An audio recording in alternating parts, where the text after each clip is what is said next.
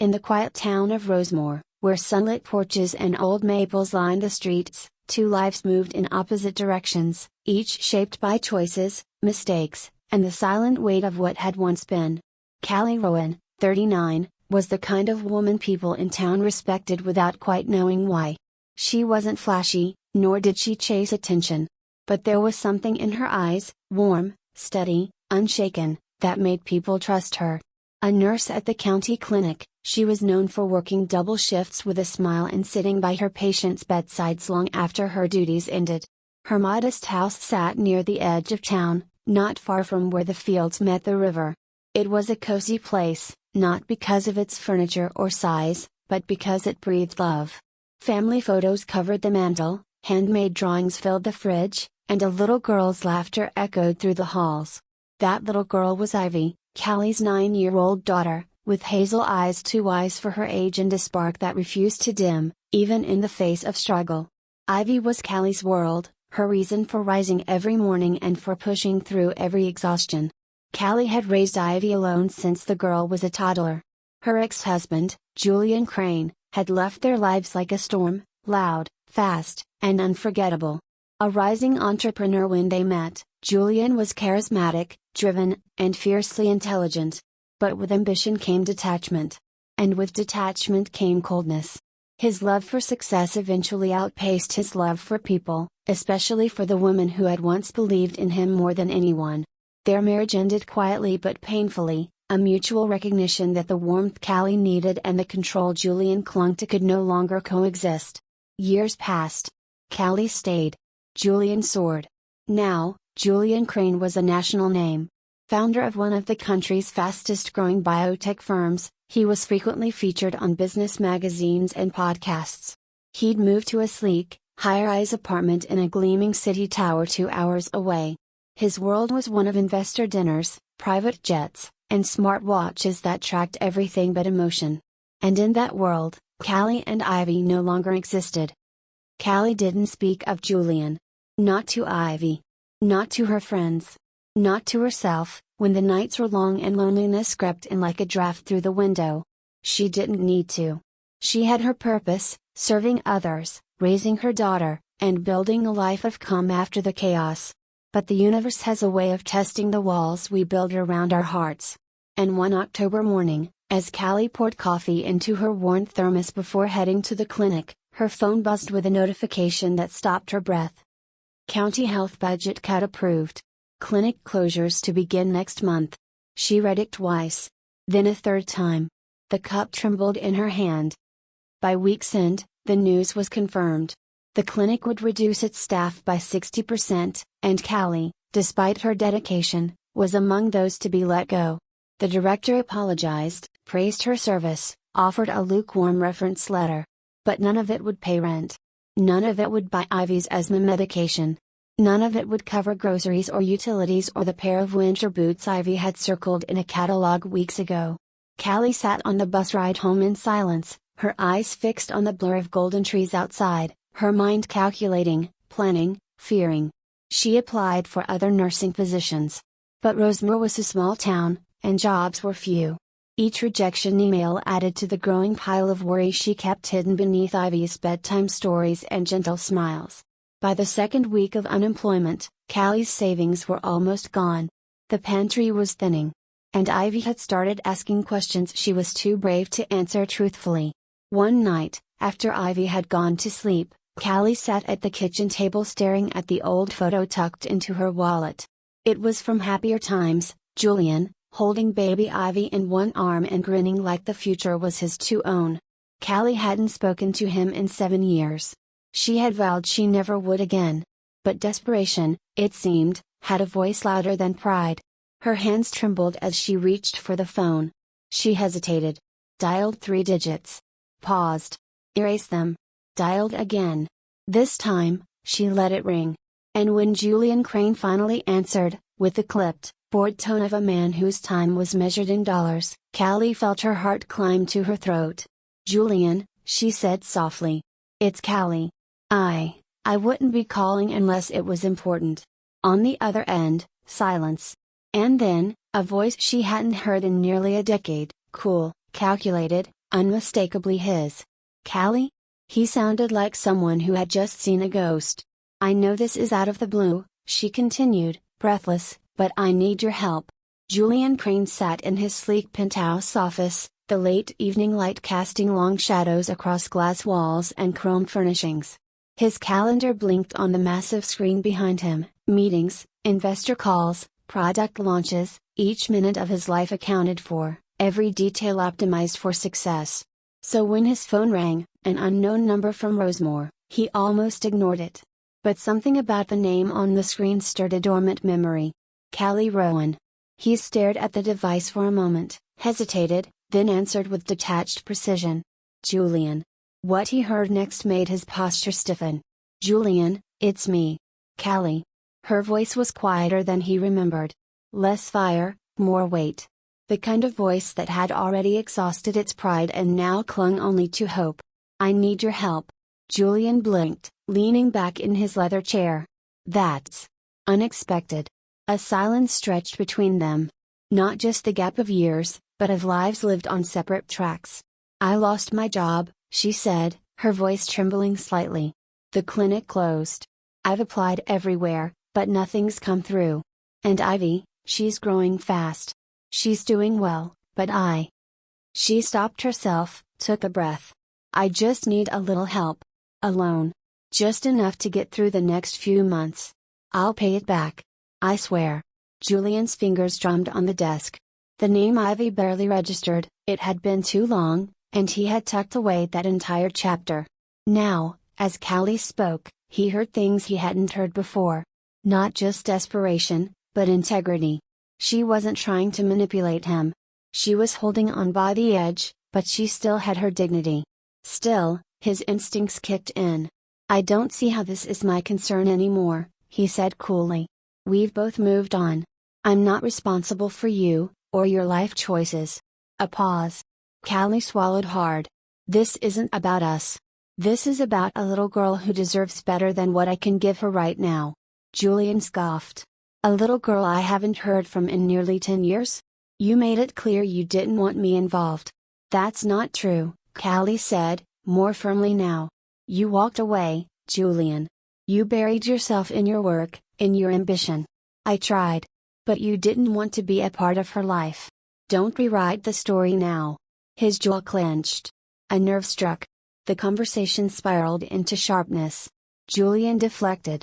Callie pushed. He raised walls. She lowered hers. It was like speaking across a canyon built of silence, resentment, and old wounds that never truly healed.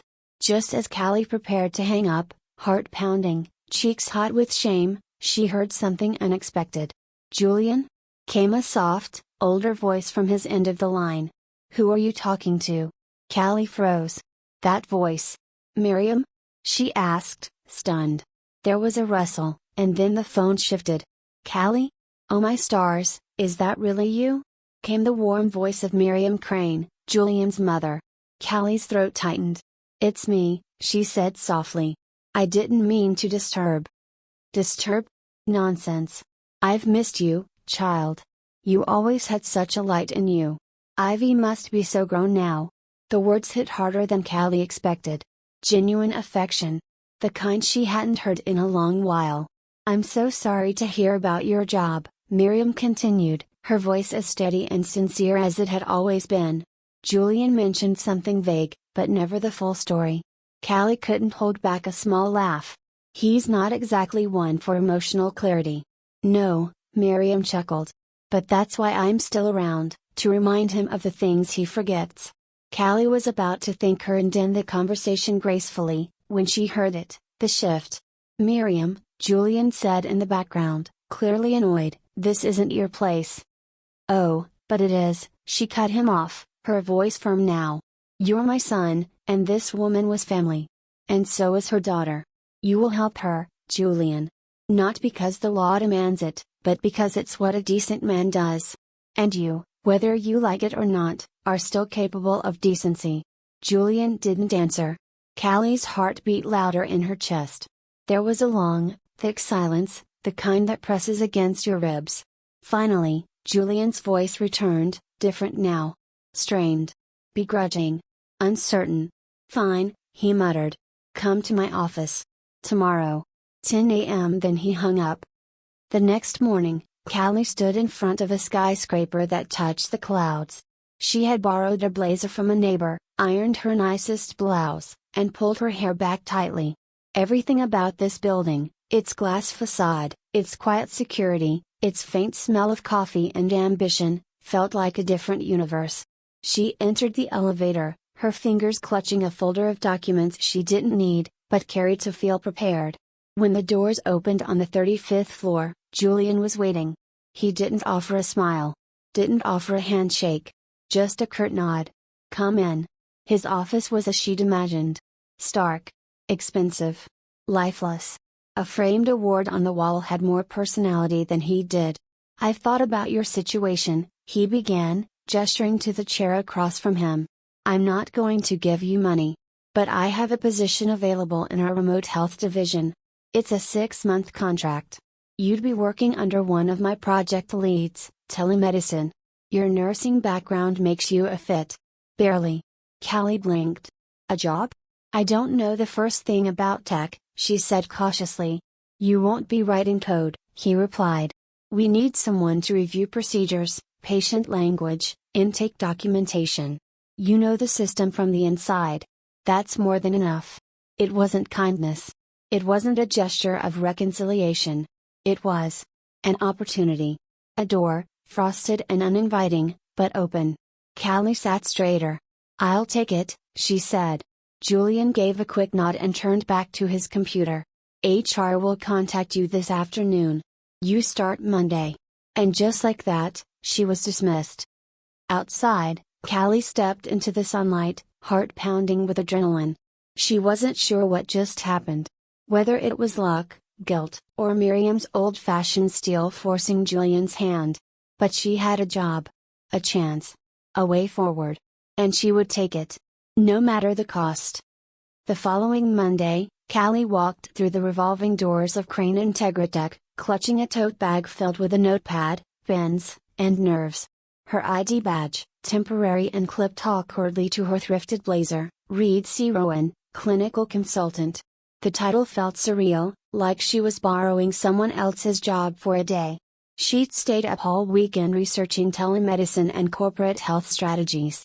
Acronyms swirled in her mind: HIPAA, API, UI/UX. In the clinic, her skills had always been tactile: wound care, patient charts, the soothing cadence of bedside reassurance. Here, everything was glass, screens, and abstraction. But she didn't have the luxury of intimidation. She had Ivy. And Ivy had rent, asthma medication, and school lunches. So Callie kept her chin up and walked into the lion's den.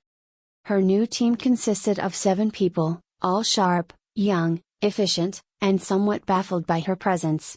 The project manager, a brisk woman named Tasha, had an MBA from somewhere prestigious and asked Callie on the first day, "So, you're here to tell us what it's like to be a nurse, right?" Callie smiled politely. "I'm here to help make your system usable by the people it's meant for." It earned her a respectful nod. Over the next week, she buried herself in work. She translated medical jargon into patient-friendly language, flagged user interface problems, and brought up ethical concerns no one had thought to address. She wasn't flashy. She didn't speak in buzzwords. But her presence grounded the team. Even Tasha, initially skeptical, began to refer to her notes in meetings. Julian, meanwhile, remained a ghost in his own empire. She saw him only in passing, once in the elevator, where he offered a curt nod and nothing more. Another time during a team presentation, where he sat silently at the back, fingers steepled, eyes unreadable. They hadn't exchanged a word since her first day. And that suited her just fine. Mostly. But late at night, after Ivy was tucked into bed and the dishes were done, Callie would sometimes sit on the couch and wonder what he saw when he looked at her now. Did he still think of her as the woman who never understood his ambition? Or as someone he'd underestimated? Or worse, did he not think of her at all? The shift came unexpectedly. It was a Saturday. The sun was out, the breeze was soft, and Ivy had finally convinced Callie to spend the afternoon at Elmbridge Park, their favorite weekend ritual from back when life was simpler. They were sharing ice cream cones, laughing about nothing, when a sudden burst of commotion drew their attention to the paved cycling track nearby. A crowd had formed. Someone had crashed. Callie's heart jumped. She handed Ivy her cone. "Stay here," she said, already running. She pushed through the crowd, and the moment she saw the figure crumpled near the edge of the track, the breath caught in her throat. It was Julian. Helmet cracked. Arm bent unnaturally. Blood trickled from a gash on his brow. "Julian!" she called, kneeling beside him, instincts taking over. "It's Callie. Don't move." His eyes fluttered open. Disoriented. Glazed with pain. "See Callie?" he murmured, confused. "I'm here," she said, already checking his pulse, looking for signs of concussion. "Help is on the way." Paramedics arrived minutes later, but by then, Callie had already stabilized his position, provided vital information, and ensured he remained conscious.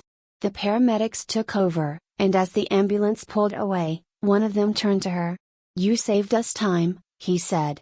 "That was professional work." Callie just nodded, heart still racing.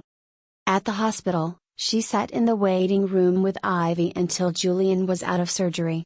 The diagnosis: fractured femur, dislocated shoulder, and mild head trauma. He'd need weeks of rehab, possibly months to walk properly again. She prepared to leave. But then Miriam Crane appeared. Still elegant in her 70s, cane in hand and resolve in her spine. "Callie," she said, pulling her in for a warm hug. "He's asking for you." Callie blinked. "For me? He doesn't trust his staff to manage his care at home," Miriam said, eyes twinkling.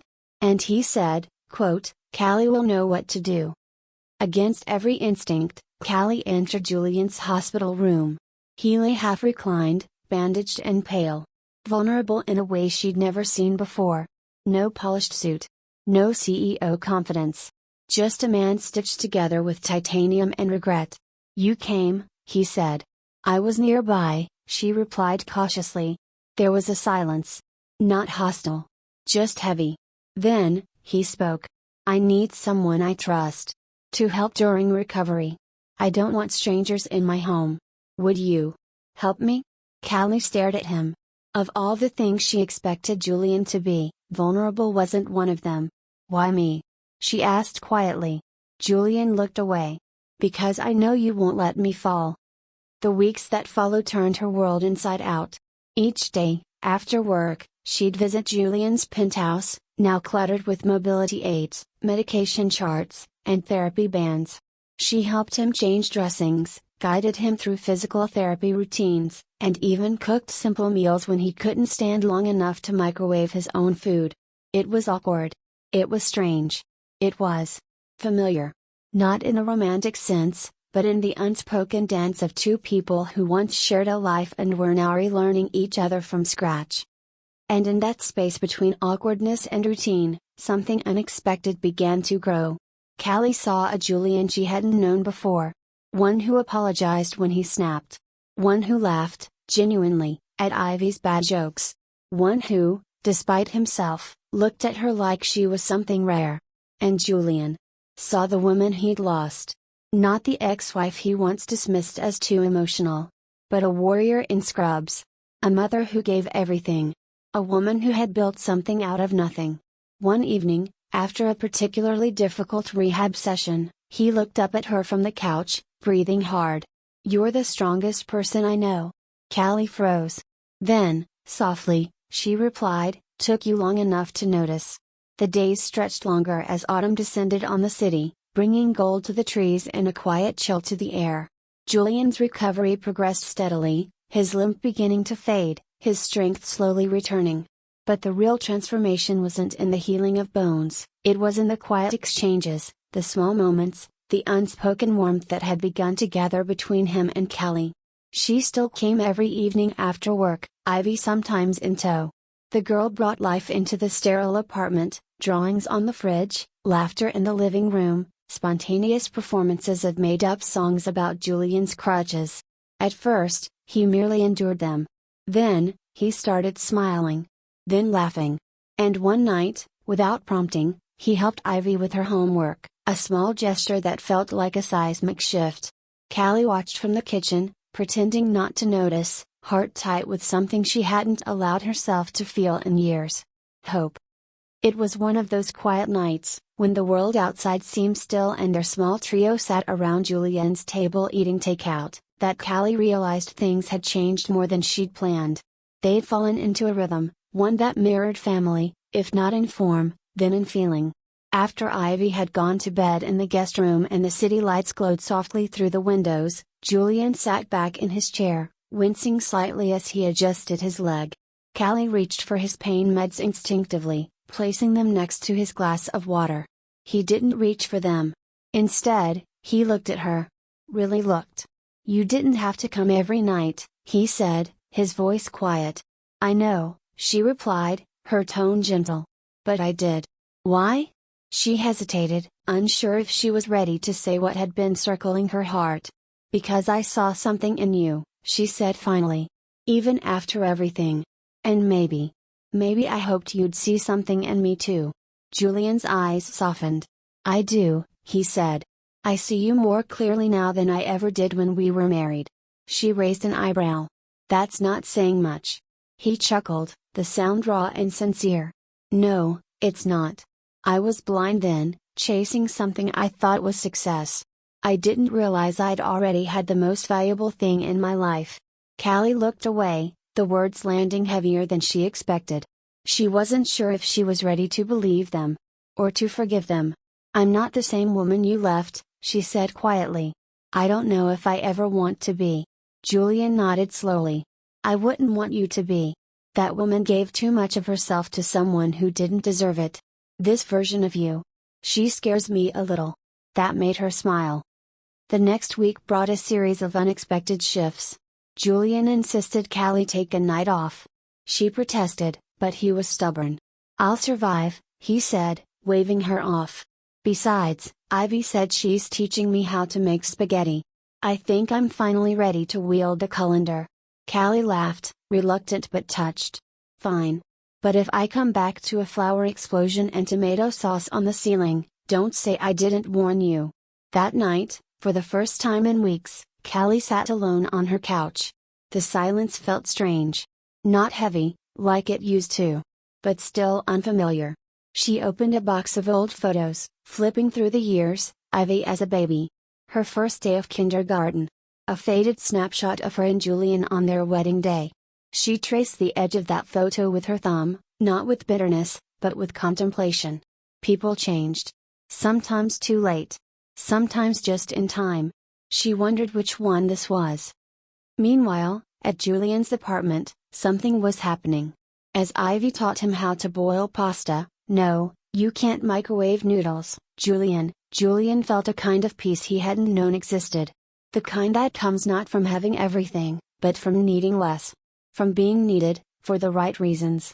Later, as Ivy dozed off watching a movie, he covered her with a blanket and sat in the quiet. He picked up his phone and stared at Callie's contact name for a long time.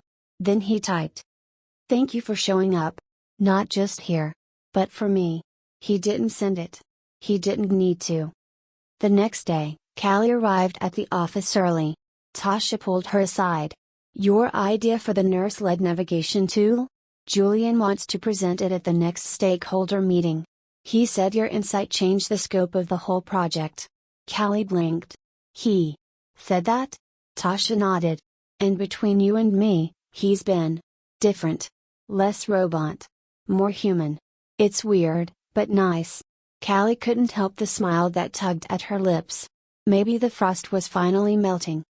That evening, she arrived at Julian's place to find him standing, wobbly, but unaided, by the window. He turned at the sound of the door. "Hey," he said, voice low. "I walked today." Across the room. She raised an eyebrow. "By yourself?" "With Ivy cheering like I'd won the Olympics." They both laughed. Then silence. "I've been thinking," Julian said, eyes steady on hers. "About everything. About you. About us." Callie felt her heart knock once, hard, in her chest. "I hurt you," he continued. "I made you feel invisible.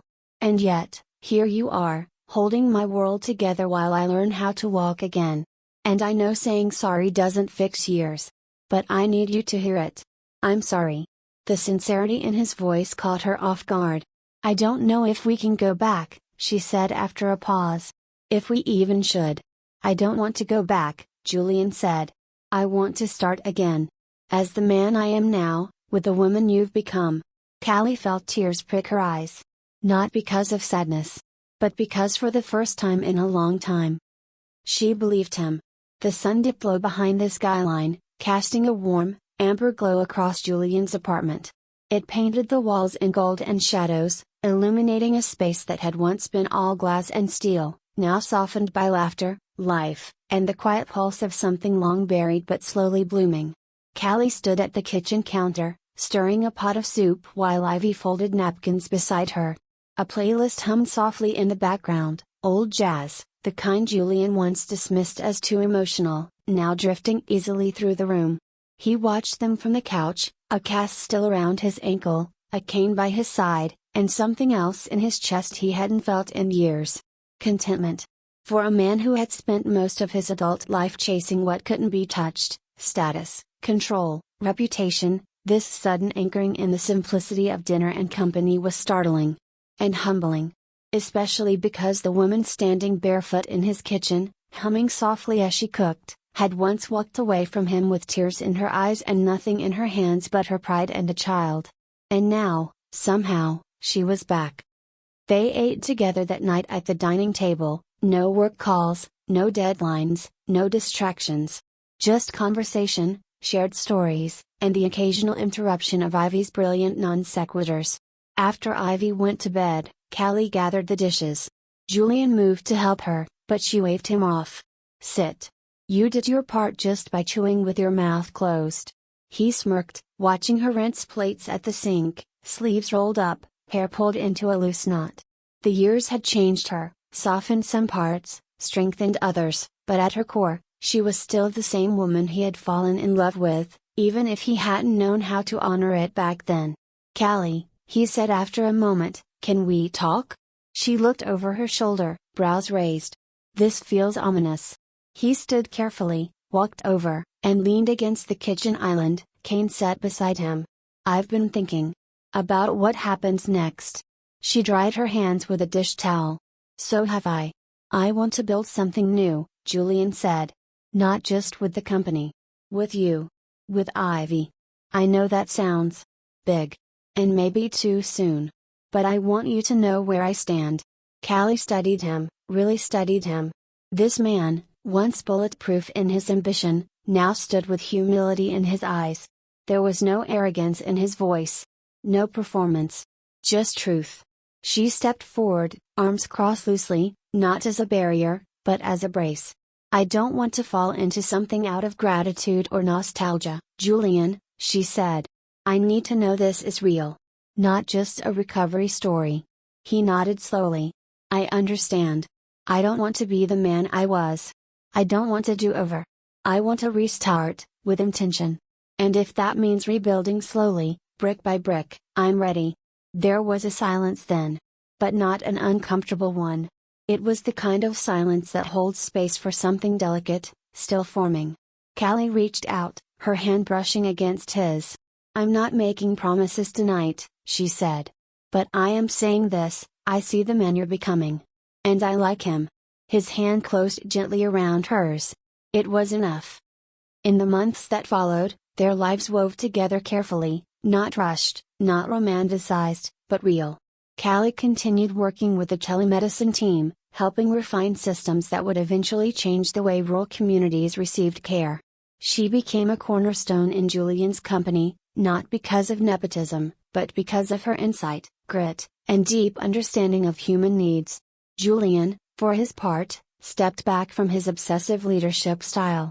He delegated more, traveled less, and spent more evenings in the kitchen attempting pasta recipes Ivy found on YouTube. There were stumbles, of course. Arguments resurfaced. Old habits crept in. Callie's instinct to pull away when things felt too familiar. Julian struggled to express emotion without filtering it through logic. But therapy helped. Patience helped. Ivy's relentless optimism helped most of all. One rainy Saturday, after a morning spent building a bookshelf together for Ivy's ever-growing collection of fantasy novels, Callie found herself sitting on the floor, laughing as Julian struggled with the final bolt. "Still think you're the smartest man in the room?" she teased. "Only when you're not in it," he replied, tightening the screw with a victorious grunt. And in that moment, amidst books and laughter and the smell of coffee, Callie realized something profound. She wasn't afraid anymore. Later that evening, as they tucked Ivy into bed, the little girl looked up at them and asked, "Does this mean we're, like, a real family now?" Callie glanced at Julian. Julian looked at Callie. And together, they nodded. "Yes," Callie said softly. "Maybe not in the way stories begin, but definitely in the way the best ones grow." 1 year later. The three of them stood outside a modest house not far from where Callie's old apartment used to be, only this one had a backyard, a small garden, and enough room for Ivy to have her own art studio in the sunroom. It wasn't extravagant. But it was theirs. Julian had sold off a portion of his company shares to fund community healthcare projects. Callie had been promoted to Director of Clinical Integration. Ivy had just won her school's poetry contest with a piece titled "Roots Can Grow Twice." As they stepped through the front door for the first time, Callie paused. Julian looked at her. "You okay?" She nodded. "Just remembering where we started." He took her hand. "Let's not forget," he said. "But let's build something better from it." She smiled, eyes misting. "For the first time," she said, "I believe we can." And so, under a new roof, with hearts healed not by time alone but by courage, choice, and care, Callie, Julian, and Ivy began their second chapter, not as a reassembled past, but as a new future, born not from perfection, but from the simple, steady work of love. Because sometimes, redemption doesn't come in grand gestures or sudden awakenings. Sometimes, it comes in the quiet, over dishes, dinner, laughter, and long overdue truths. And sometimes, the greatest love stories are the ones that almost didn't happen until they did.